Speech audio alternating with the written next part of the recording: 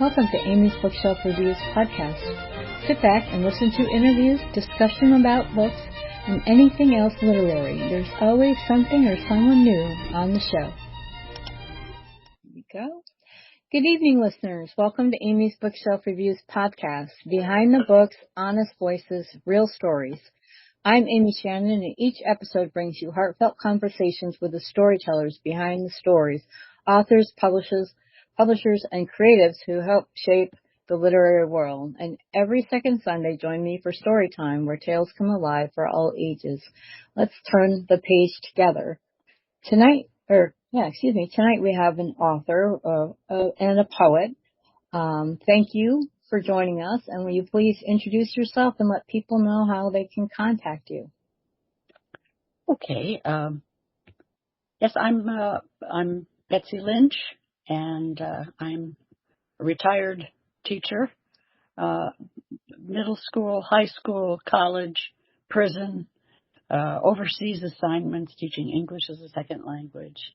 I've spent my life teaching, really, and trying to invite other people into enjoying literature. And I am a busy lady now, and I'm a mother and a grandmother, and I took on being a pilot late in life, and I'm grateful to be here. Thanks, Amy. Oh, you're welcome. And I must say that knowing that you were,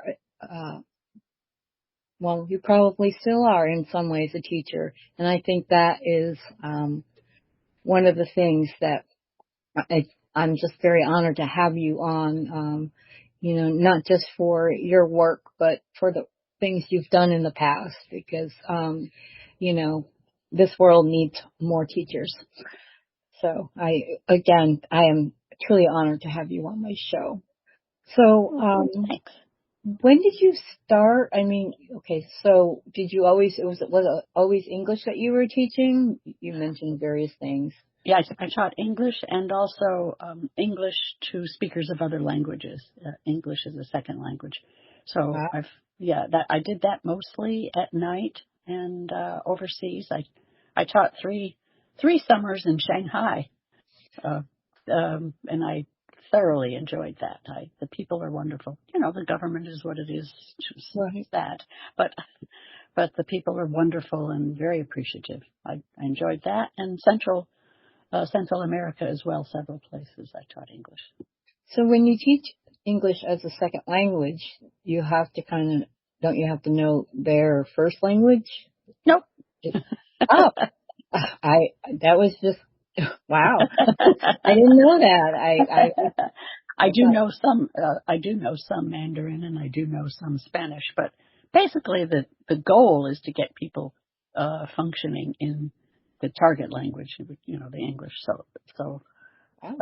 But it helps. Of course, it helps to have some bilingual sense. And I spent a lot of time learning linguistics.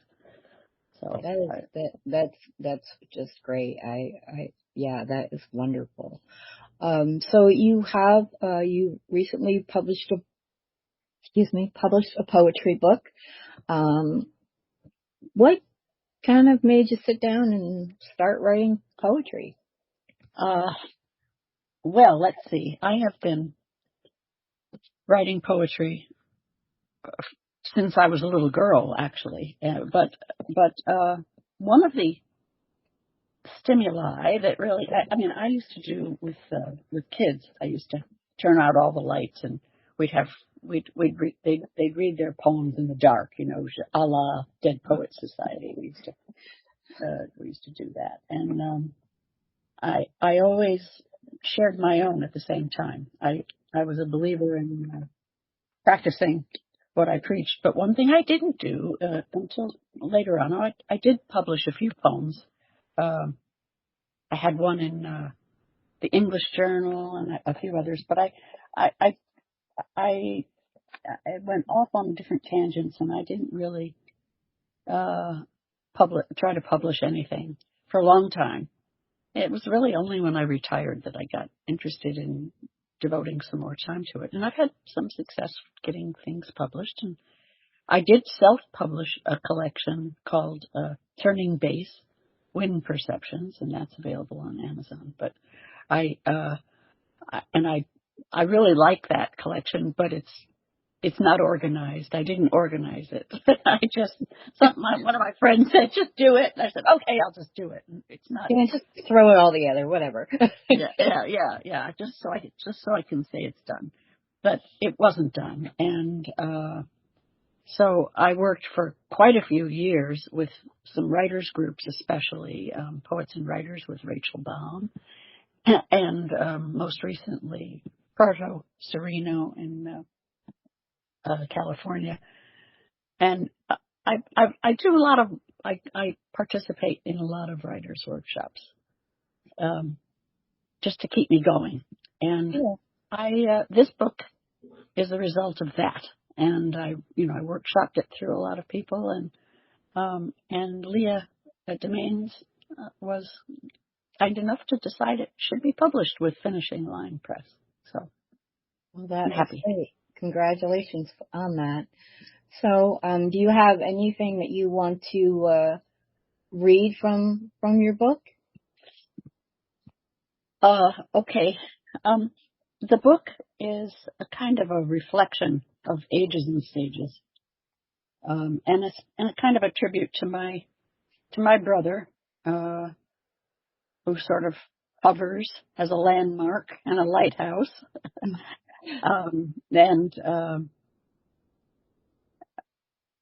I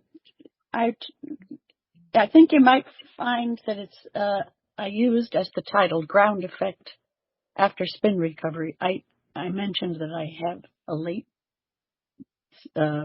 pilot experience, one of which was a little hair raising, and so the spin recovery, the recovery from that a spin is a downward spiral, and I saw it as a beautiful metaphor. Once I pulled out of it and got safely back to the airport, the first 7 or 8 pages of the book tell of that experience, and there are some pictures in it as well. But it's too long to read, I think, for this purpose. But it's a good story. I like, and it's a true story. Well, it's okay. Why don't you go ahead and read it? Oh, it's awfully long. I think it's too long, but let's see. I'll try. I'll start. You can cut it off.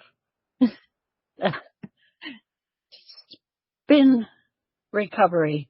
Hard opposite rudder. Yoke down. It's in sections. It's in parts. Part 1. I'd listened to an eloquent retired F-16 pilot recount joy at atmosphere's edge. A shelf above the Saudi mountain range, a thin line dividing vast black velvet, star-sprinkled, against white, dazzled desert. Oh my God, I want to do that. 2. A post-career obsession had me piloting solo a friend's small plane over a Gulf paradise island. Its swirling white sandbars, current carved, as though by a contemplative god, casually mixing aqua seas, stirring white sand with 1,000 blues and greens, shadows of dolphin schools gently arced near the tiny marine pilot base on Egmont Key. I turned wide back to face the glittering, iconic Skyway Bridge, majestic guardian of Tampa Bay. A lazy turn, then throttled back, floating over the sparkling silver gold bridge updrafts. Became a glider. Recalled sailing beneath the bridge, sails full. Southwest wind, light Southern Cross, the song, evoking my brother, our favorite. Off the wind on this heading, lie the Marquesas. We got 80 feet of water line, nicely making way. What would he think of me now, a pilot? 4. More. The disease of more. Was it this? Turning sharply back toward St. Pete Whitted Airport. The stall horn squawked, and soon the deadly tug down. One wing stalled, angling into downward corkscrew. Panic set in. Altitude only 1,200. Altitude is your friend, I winced. Obey instructions. Fear doesn't help. Follow directions. Still, fear gripped me. In the Tomahawk manual, I've studied it. This danger requires counterintuitive action. Acceleration down. Down? Hard opposite rudder. Push on elevator yoke firm. Down. Down 1 turn. Down 2. Fear grips. But feel power restored. Oh yes, feel it. Gain speed in descent. Power levels both wings. Oh, the welcome balance. 600 feet. Pull up now. Level wings. I will not forget. A survival in perfect weather. It might have been otherwise. Not even a waterspout or gust to explain to blame. 5. Recovery after a storm which wasn't a storm. Following directions. Imagine that, little rebel. My brother would snicker, I think. Song Life lyric continues. In a noisy bar in Avalon, I tried to call you, but on a midnight watch I realized why twice you ran away. He understood it. 6. Level off easy. Climb to 1,100 feet. I see sailboats below. I call into Whitted. 2418 kilo, inbound, 1,100 feet, 4 miles southeast. Information Delta. Hearing my own fake, in-charge voice. Tomahawk report 2-mile base, runway 07, altimeter 30.02, wind 100 at 13. Be advised, sailboat mast on approach 80 feet before displacement. His beacon voice replies. He has been there forever, like a lighthouse, like my brother. Recovery. 7. A glow permeates my heart. The sun's warmth, a kind hand on my shoulder. I am safe, grateful, guided by new practice, experience. 18 kilo, White Tomahawk, 2-mile base, inbound 07, information Delta. I say steady. 18 kilo, clear to land, call ground for FBO, our brother says. Sure, a little crosswind, but gentle, gentle. Flaps extend, clear that huge mask. Who lets them park there? Gentle drop down, pull back, throttle, touchdown. Ease yoke back, float into the cradle. Welcome. The little plane eases slowly to the turnoff. The taxi is like an awkward duck on land after its flight. Miracle cushion landing, but no splash. Aging. 8.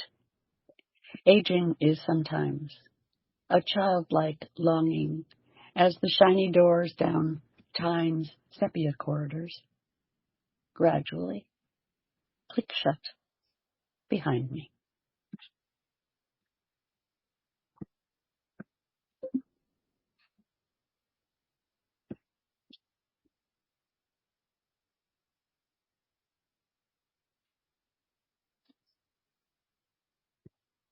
I'd almost closed my soul's door on deep, abiding gratitude for the chance to be here one more day, seeking the ground effect, the soft cradle, home.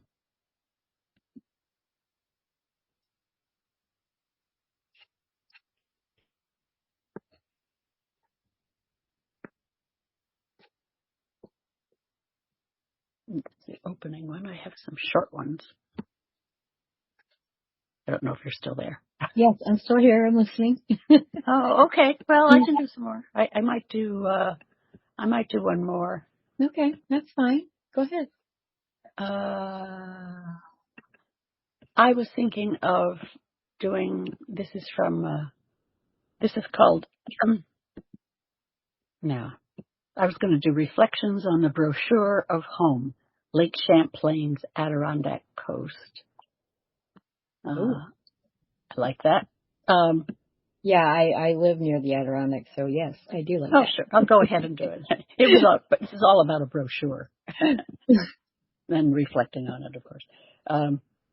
First, open it. Top picture? No, not like that. Those blue-sky children holding baskets of strawberries? No.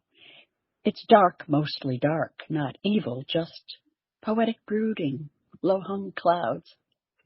My wedding ring tossed among glacier remnants, ripples over black slate smooth, or granite limestone rocks with small holes worn by water's geologic drip time. Split seconds in human habitation. Smiling children in Rolf's pumpkin patch, slate sky, yes, like that. And apples, of course, always apples. And beloved family pickers returning each year, released like Persephone's smiling spring. Pine needle beds and wood smoke. Adirondack peaks sing happy hours driving home, one-eyed, those 1812 roads. The miracle night arrivals up steep hill driveway. Open summer vistas, tiny sails and rainbow spinnakers, Abenaki and bluegrass, green and white mountain ranges on a clear day's Route 9 pass. Mohican wisdom with soundtrack scores. No matter where you go, I'll find you if it takes 1,000 years. Those wide slatted, leaning back outdoor chairs, now called coastal. We'd walk instead, they're Adirondack chairs, right? Yeah. We'd walk instead those autumn trails holding hands. The nows of magic pass unnoticed. Crunchy, perfect maple leaf fire. It's chilly, so red hot chili simmers when sumac gets fuzzy. It spreads below old cemetery's hilltop. Those tiny graves of small ones, dead with mothers simultaneous, while newer, larger, second wife stones mark the better fed, tended tender through the crystal winters, not like the others, whose raw brittle fingers still reach through now bare trees, click their disease, still bitter chilled after centuries. The brochure is good cardstock, though. Art loves New York in 2 languages.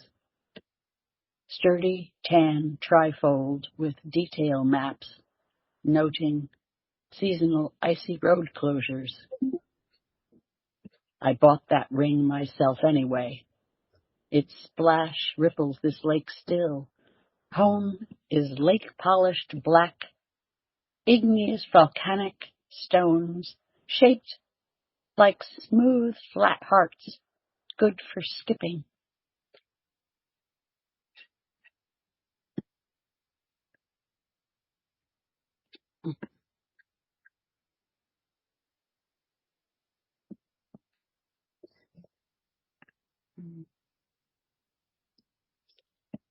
I don't know how much time we have, but Oh, we're good. I'd go on all night, right? Actually, here's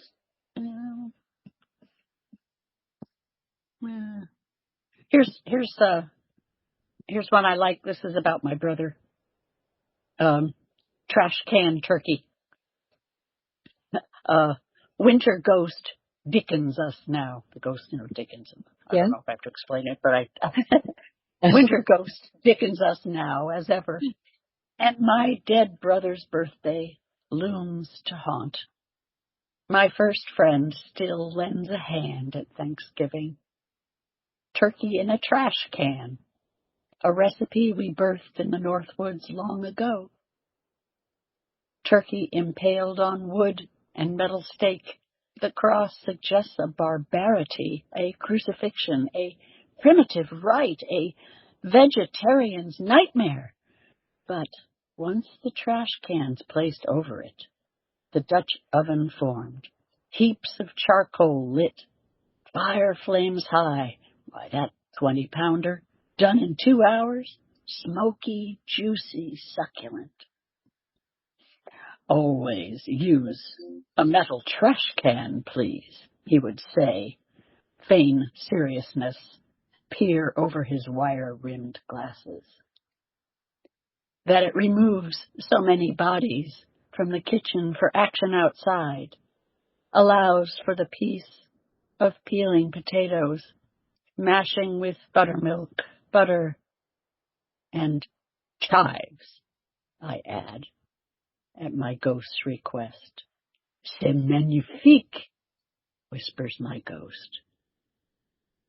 I still have the pot he used to blend his horseradish sauce, his finer gate trick, unfiltered camel smoke curling back through nostrils, ring circling with breeze, round trip from cigarette clenched in teeth, measuring days, minutes in beer, nicotine, suicide by 12-pack, cartons. He's still here, but the bones,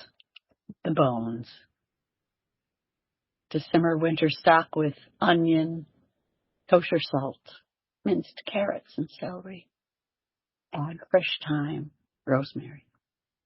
After they're all gone, stir gently. I'm the last. My dad's gone, my brother's gone, so I'm the last one in the family of origin. Oh. Let's see. I've got kids and grandkids, but I'm it. Yeah. I understand. Yeah. I don't know what you have in mind. So should I stop or keep going or what? Well, I find after listening to you, I was thinking how it's kind of remarkable about what inspires you. I mean, you wrote a beautiful poem based off a brochure. I mean, really, that you must be inspired just by life itself. Yes, I think. I used to tell kids this: poems live in our shoes. They live under the bed. They're in your closets. They're in your refrigerator. Yeah, that's true. I write poetry now and then. It's been a while, but Keep going. Yeah, I try to, and it helps just to get things out on paper. I had wrote a poetry book a couple years ago, and I wrote it while my dad was doing physical therapy. He had triple bypass surgery, so he had to go to physical therapy 3 times a week for 6 months. And each time it was an hour, so I would bring my notebooks and I would bring books to read. And I'm a big fan of Shakespeare and Whitman, so I would read them. And then I just kind of got inspired and completed this poetry book. I only put it together after his physical therapy was done. And then when I published it, it was, it's a thin paperback. So, every time we would go somewhere where he would like need to wait, like for a doctor's appointment, he would have it folded and put in his back pocket. Uh, so, that's wonderful. Yeah, he was a big fan of, Robert Burns, and, recently, he has end stage dementia.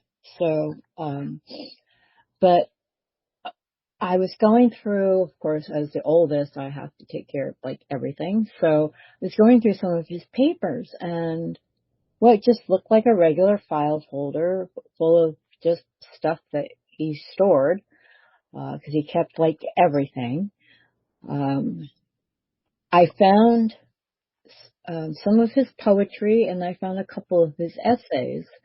And when I was reading them, I just got a new like perception of my dad. I mean, we didn't have a great relationship when I was a kid, but as an adult, we had a really great relationship. We loved talking about books, and we would share, swap books and buy books for each other. Also, vinyl records. My dad had an IQ of 162, but Wow. he had this heart of a poet that I didn't even realize until I read his papers. So the book that I mentioned, I republished it, but I added my dad's work to it. And the cover is like just pictures of me and my dad, and I want him to have a legacy and also be able to share what he wrote with other people, So I published that back in July. Unfortunately, he'll never know. But tell me where I can get that, by the way, because I'm interested. It's on Amazon, and it is called All of Our Yesterdays. The original one was All of My Yesterdays, and then this one is All of Our Yesterdays. Oh, goody! I'm gonna get that. That sounds wonderful. I have my daughter is very interested in at some point working together with me on some things. She's artistic too. I will read. I would love to read your work. Yeah. Thank you very much. Yeah. All my stuff is on Amazon, so my poetry books. But yeah, that one was just like really special because I would read it and read his work, and I'm like, wow. I mean, he wrote a poem about. He loved history, which I do too. I mean, I'm becoming a local historian, but I team taught with the local historian, by the way. I've been writing. I wrote a book about the history of a town that I live in, and then I'm working on another one. I just got my second article published by the Historical Society, so it was kind of pretty exciting. So, and my dad would be so proud. He would be, if he could, he would be like a great resource. I mean, I can see him sitting next to me and telling me stuff that I never knew about, stuff that's not in a book or, things like that. I mean, he wrote a poem about, a new bridge being built to replace an old bridge. And he called it what was it? It was something about, but he spelled Old Bridge as AULD. So it was like an ode to the old bridge, and it was about why this bridge is good enough, that kind of thing. It's in that book. So, but when I saw that, I'm like, that's just cool, he just kind of came up with something, and it was just about two bridges. I love it. I love that. Yeah, I miss that because he doesn't know anybody anymore. And, so I try to keep a my, dear friend of mine, wrote a book about, it called Shaking Hands with Alzheimer's. It was actually for children. But for children who have, parents with dementia. But she's passed away also because she saw the disease coming. Her mother had it, and it became a problem, and she just recently passed. But I am so, I find that a heartbreaking situation. The loss of Alzheimer's is really a tough one. So. Yeah, and it's like I just want my dad to be at peace because he's literally just walking around. Well, not walking around, but he's in a broken shell. He doesn't know that he can't walk, so he tries to stand and he falls and he breaks something. And because he's in what stage he's in, all they can do is try to make him comfortable. So he's had so many falls and so many broken bones from ribs to shoulders and legs and hands that because they try to splint it, but he just takes it off and throws it at them.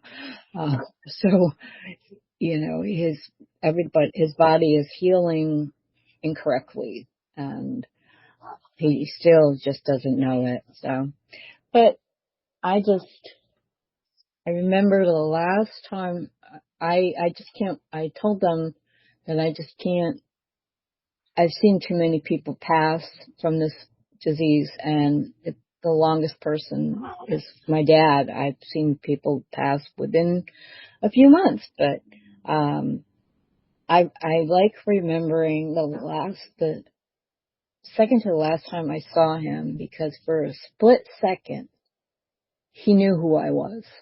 You can see the curtain drop. Yeah. It was just like two of my sons went with me and they wore name tags and I didn't have one on.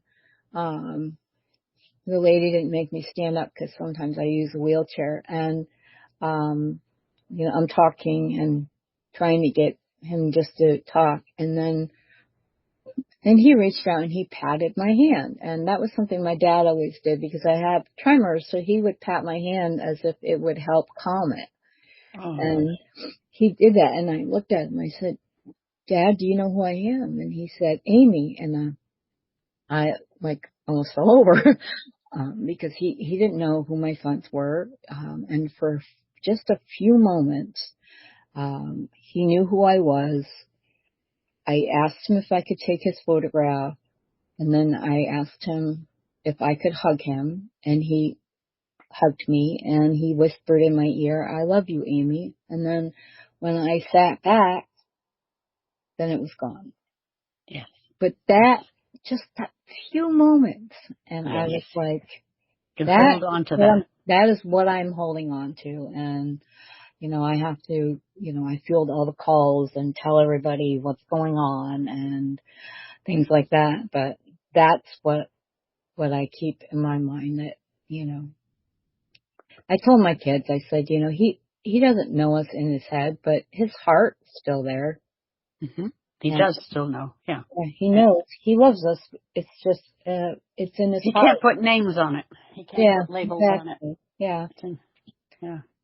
But I really enjoyed talking with you, and, if you decide to publish more work, I would happily read it and review it and even have you come back on the show again. I would really like that. Well, I really appreciate it, and it's been wonderful to talk to you, too. Thank you very much. I enjoy it. I think you are a walking poet, and I hope you do more poetry. You are clearly a poet. Thank you. Yeah. So it's the end of another great conversation, and thank you for being on the show, and thank you, audiences, for listening. If you want to reach me, it's let's see. Amazon. It will be listed on Amazon ground effect after spin recovery. It'll be listed there. And I'll have that put in the description of this episode. So people who watch it or listen to it will be able to go and get your book. Okay. And I'm very, very excited about your next book, too. Well, thank you very much. If you wish for you or your book to be on the show, just go to amysbookshelfreviews.com/podcast and schedule your pre-recording.